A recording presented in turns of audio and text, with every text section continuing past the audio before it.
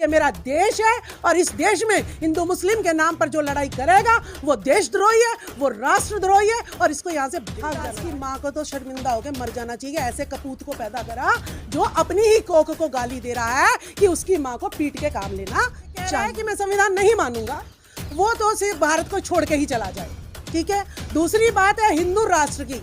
भाई हिंदू राष्ट्र बनाना अपने घर में बना, अपने बच्चों को बना, हम पे लादने की जरूरत नहीं है। मुझे भी तलवार थमा दो कि जो फरसा दिखाते हैं वो जो है जिनको ललकार रहे 85 कमेरों को, वो जो है तलवार अगर जिस दिन उठा दी तो तुम जो है बिना सारे पैरों में पड़ोगे।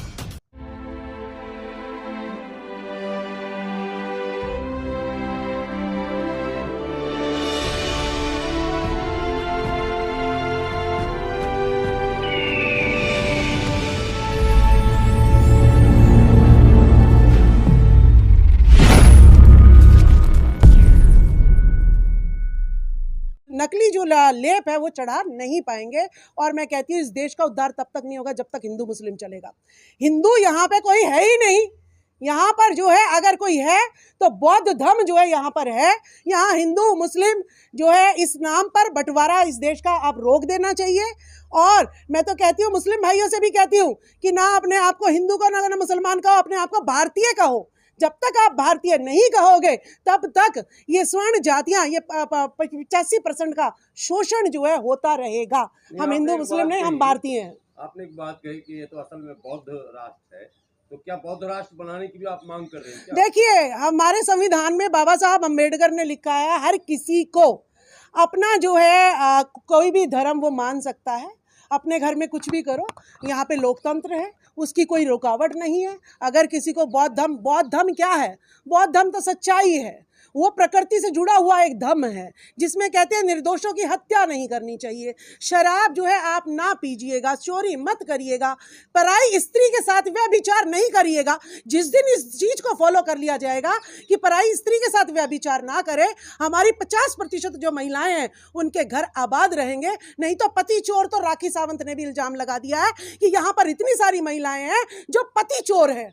ये पति चोरी रुक जाएगी और हमारा जो साम्राज्य है वो भी तहस नहस इसी वजह से होता है कि कुछ ऐसे मतलब शराब में और शबाब में, चाहे हमारे पहले राजा थे और चाहे अब नेता लगा लो, इनको शराब और शबाब में डुबो देते हैं और हमारे 85% के हकों को लुटवाते हैं ये लोग। भारत का संविधान रहते हुए अगर लोग खुले मंचों से ये कह रहे हैं कि हम इस संविधान को नहीं मानते, हम हिंदू राष्ट्र मानते हैं अपने आप को, तो आपको नहीं लगता कि वो वायलेशन कर रहे हैं? बिल्कुल, जो संविधान नहीं मानता है वो भारतीय नहीं है। सबसे पहले तो सिद्ध कर रहा है।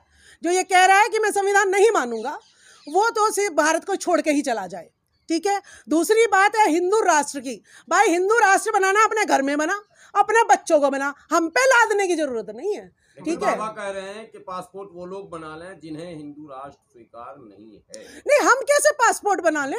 हमारे बाप दाताओं की जमीन है, हमारे पूर्वजों की जमीन है, 85% ने इसको अपनी लहू से सींचा है, देश हमारा, और हम कैसे पासपोर्ट बनवा लें? जो बाहर से आए वो पासपोर्ट बनवाए ना, जो हिंदू राष्ट्र चाहते हैं वो पासपोर्ट बनवाए। हमारा भारत है। आप मुझे कह दो कि पाकिस्तानी है, मैं कहाँ से पाकिस्तानी हो गया? आप कह दो कि ईरानी है, मैं कहाँ से ईरानी हो गई? मैं ना ईरानी हूँ ना पाकिस्तानी हूँ, मैं भारत की हूँ, भारत की रहूंगी। ये मेरा देश है और इस देश में हिंदू मुस्लिम के नाम पर जो लड़ाई करेगा वो देशद्रोही है, वो राष्ट्रद्रोही है और इसको यहाँ से भाग जाना चाहिए। हिंदू राष्ट्र में वर्ण व्यवस्था, महिलाओं को तो कहते हैं ताड़न की अधिकारी हैं। तुलसीदास जी कहते हैं कि महिलाएं जो है ढोल पशु गवार शूद्र सब नारी, ये सब ताड़न के अधिकारी। तो तुलसीदास की माँ को तो शर्मिंदा होकर मर जाना चाहिए। ऐसे कपूत को पैदा करा जो अपनी ही कोख को गाली दे रहा है कि उसकी माँ को पीट के काम लेना चाहिए। लेकिन तो गीता प्रेस ने तो अभी ताड़न का शब्द शिक्षा देना कर दिया है। देखिए गीता प्रेस ने तो इतनी धांधलेबाजी मचा रखी है। गीता प्रेस अगर इतनी सच्ची होती तो वो संविधान घर घर पहुंचा देती। तुम जो है सड़कों पे गीता को थोपने पे लगे हुए हो, रामायण को थोपने पे लगे हो। किसी दिन संविधान की भी प्रतियां बांट के देख लो ना। तो आपने धर्म का प्रचार करना कौन सा अपराध है? वो तो अपना उनकी आस्था है, अगर रामचरितमानस या गीता पर, तो प्रचार कर रहे हैं। देखिए धर्म जो है किसी को फोर्सफुली या प्रचार जो है ना, वो आप सबसे पहले देश चलता है संविधान से। सबसे पहले संविधान का प्रचार होना चाहिए। किसी भी स्कूल में अगर जाते हैं, मैं कहूँ जी धर्म बाद में धर्म पहले पढ़ाएंगे और साइंस मैथ्स ये बाद में पढ़ाएंगे, तो आप कहोगे नहीं जी नहीं, हमारे बच्चे को तो सबसे पहले ये कीर्तन वीर्तन नहीं पढ़ाओ, हमारे बच्चे को वो चीज़ पढ़ाओ जिससे से नौकरी मिल जाए। अगर मैं गीता पढ़ भी लूँ, रामायण पढ़ भी लूँ, क्या मुझे कोई पंडित लगा लेगा? मुझे पंडित नहीं लगाएगा, तो मैं पढ़ के भी भूखी मरूंगी। तो मुझे तो ज्ञान आपको देखिए उस ज्ञान का क्या फायदा जिसमें मैं भूखी मर रही हूँ? तो मुझे तो वो ज्ञान चाहिए। विदेशों में हिंदू से आपकी पहचान होती है, ये एक मुख्यमंत्री का कहना है। देखिए विदेशों में ज्ञान की जो बात कह रहे हैं, जितने भी आप कैमरे लिए खड़े हैं ना, ये साइंस की देन है।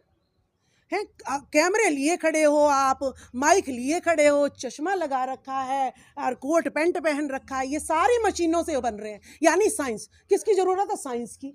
मैं बोल रही हूँ तो मैंने किताबों से पढ़ा, किताबें किससे छपी? मशीनों से छपी, फिर वो साइंस से आ गई।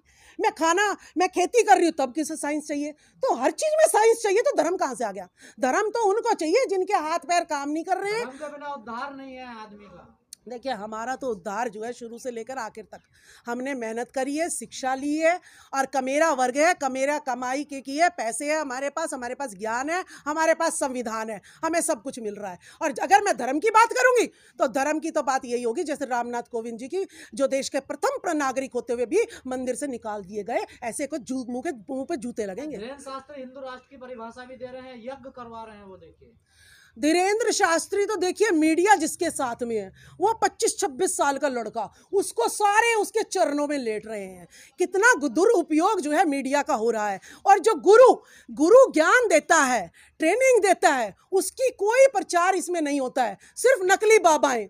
एक तो मैंने कल वीडियो देखी, नंगे जो है बाबा, पता नहीं कौन से मुनि होते हैं कौन से नहीं, महिलाएं खड़ी हैं सारे नंगे नाच रहे हैं। अरे शर्म करो तुम, इतनी जो है वेश्याओं के तो तुम कहते हो और खुद नहीं देख रहे कि महिलाओं के सामने नंगे नाच रहे हो। कौन सा भारत बना रहे हो? नंगों का भारत बनाओगे क्या है?